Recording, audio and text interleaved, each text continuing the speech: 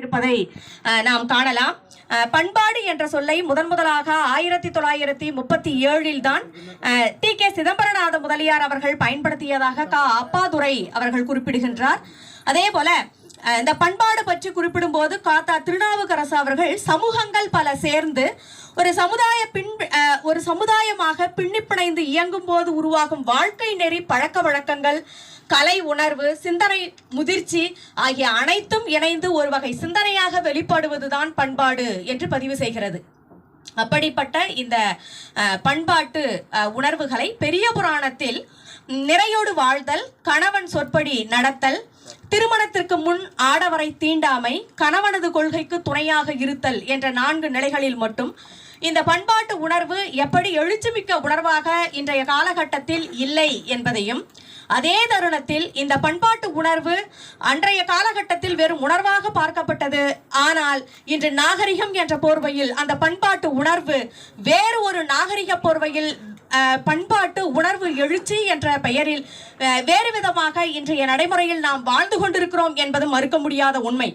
இந்த பதிவில் உங்களுக்கு நிறைய வினாக்கள் எழும்பலாம். பெண் என்றால் அன்றைய காலகட்டத்தில் அப்படி இருந்தவர் அப்படியே தான் இருக்க வேண்டுமா, அது தவறு என்ற ஒரு வினா கூட எழும்பலாம். தாராளமாக நீங்கள் வினாக்கள் கேட்கலாம். முதலாவதாக நிறையோடு வாழ்தல். இந்த நிறையோடு வாழ்தல் என்பதற்கு பொருள் என்ன அப்படின்னு சொல்லி பார்த்தீங்கன்னா, ஒரு கணவன் மனைவி ஆகிய 2 பேருக்கும் இடையே நிகழ்கின்ற அக வாழ்க்கையில் வாழ்வியல் நிகழ்வுகள் அவர்கள் இருவரை தவிர, அவருடைய வாழ்க்கையில அவங்க 2 பேர்த்த தவிர வேற ஒருவருக்கும் தெரியாம போற்றி வாழ்வதுதான் மறை என்று சான்றோர்கள் கூறுவர். இந்த பண்பாட்டு உணர்வினை சங்க சான்றோர்கள் நிறை என்று கூறுவர்.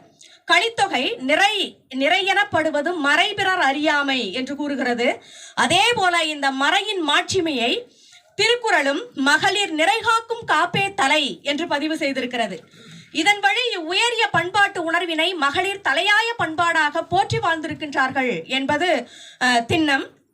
இந்த உயரிய பண்பாட்டு உணர்வினை பெரிய புராணத்தில் இடம்பெற்றிருக்கக்கூடிய திருநீலகண்ட நாயனார் புராணம் வழியாக அறிய முடிகிறது. திருநீலகண்டனினுடைய மனைவி உயரிய பண்பாட்டு உணர்வு மிக்கவராக படைக்கப்பட்டிருக்கின்றார். திருநீலகண்டர் தன்னையும் தன்னை போன்ற பிற பெண்களையும் மனத்தால் கூட இனி தீண்ட மாட்டேன் என்று சூடுறவு செய்த பிறகும் கூட தன்னுடைய கணவனுக்கு தேவையான அனைத்து பணிவிடைகளையும் செய்து வருகிறார். பல ஆண்டு காலம் இருவரும் ஒரே வீட்டில் வாழுகின்ற போதும் கூட ஒருவரை ஒருவர் தொடாமல் வாழுகின்றனர். இளமை கழிந்து முதுமை வந்த பிறகும் இந்த வாழ்க்கை தொடர்கிறது.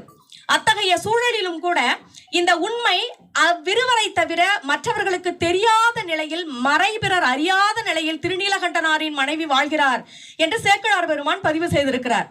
இதனை கற்புறு மனைவியாரும் கணவனார் காண எல்லாம் பொற்புற மெய்யுறாமல் பொருந்துவ போற்றி செய்தே இற்புறம் பொழியாதங்கன் இருவரும் வேறு வைகி அற்புறு புணர்ச்சியின்மை அயலறியாமை வாழ்ந்தார் என்று பதிவு செய்திருக்கிறார்.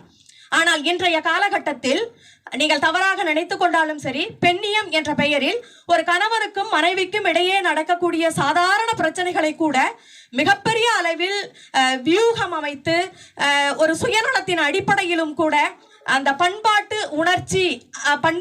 உணர்வு மிக்க ஒரு பண்பினை அல்லது ஒரு மாட்சிமையினை வேறு விதமாக நம்முடைய நடைமுறை வாழ்க்கையில் நாம் வாழ்ந்து கொண்டிருப்பது என்பது மறுக்க முடியாத உண்மையும் கூட. இது என்னளவில். அதே போல கணவன் சொற்படி நடத்தல். இந்த கணவன் சொற்படி நடப்பதும் அவனுடைய விருப்பப்படி வாழ்வதுமே இந்திய பெண்களினுடைய கற்பு நெறியாக போற்றப்படுகிறது. இது இந்திய பெண்களினுடைய கற்பு நெறியாக போற்றப்படுகிறது. இத்தகைய பண்பாட்டு உணர்வினை வெளிக்கொணரும் சிவனடியாராக பெரிய புராணத்தில் இயற்பகை நாயனாரினுடைய மனைவியை காணலாம். பெண்ணிய நோக்கில் இவ்வுணர்வினை அணுகுவதோ நோக்குவதோ முறையன்று என்பது என்னுடைய கருத்து. தன்னிடமிருக்கும் அனைத்து செல்வமும் சிவனடியார்களுக்கே உரியது என்ற கொள்கையோடு உறுதி பூண்டு வாழ்ந்து வருகிறார் இயற்பகையார். இச்சூழலில் சிவபெருமான் சிவனடியாராக வருகிறார். விரும்பி கேட்பனவற்றையெல்லாம் நீ மறுக்காது கொடுக்கும் திறத்தை கேட்டு உன்னிடம் ஒன்று பெற விரும்பி இன்று நான் கேட்கின்றேன் என்று கூறியதை கேட்ட இயற்பகையார், யாதும் ஒன்றும் என் பக்கல் உண்டாகில் அன்னது எம்பிரான் அடியவர் உடைமை, அதனால் நீங்கள் விரும்பியதை கேளுங்கள், நான் உங்களுக்கு கண்டிப்பாக வழங்குவேன் என்று கூறுகிறார். அதை கேட்ட அடியவர், உன் மனைவியை கொடு என்கிறார். மிகுந்த மகிழ்ச்சி அடைந்த இயற்பகையார், விதி மனக்குல மடந்தை இன்று உனை இம்மெய்த்தவர்க்கு நான் கொடுத்தனன் என்று கூறுகிறார். கூறியதை கேட்ட அவர் மனைவி முதலில் கலங்கி பின் தெளிந்தவளாய், இன்று நீர் எனக்கு அருள் செய்தது இதுவேல், என் உயிர்க்கு ஒரு நாத நீர் உரைத்தது. ஒன்றை நான் செய்யும் அத்தனை அல்லால் உரிமை வேறு உளதோ எனக்கு என்று நீங்கள் கூறியதை செய்வதை தவிர வேறொரு பாக்கியம் எனக்கு உண்டோ என்று கூறி தன் கணவரை வணங்கி பின்னர் தூர்த்த வேடத்தில் வந்திருந்த பெருமானின் திருவடிகளையும் வணங்கி புறப்பட்டு செல்வதாக இந்த நிகழ்ச்சி அமைந்திருக்கின்றது. உண்மையில் இந்நிகழ்ச்சியின் வழி தன்னுடைய கனவினை வாக்கினை கடவுள் வாக்காக கருதி அவர் கூறும் நெறிப்படி வாழ்வதே தம்முடைய கடமை என்று வாழும் இயற்பகை நாயனாரின் மனைவி பண்பாட்டு உணர்வின் உச்சம் என்றே கருத இடமளிக்கிறது. தன் கணவன் செய்வது சொல்வது சரி தவறு என ஆராயாமல் எவ்வித சலனமும் இல்லாமல் தான் முழுமையாக கணவனுக்கு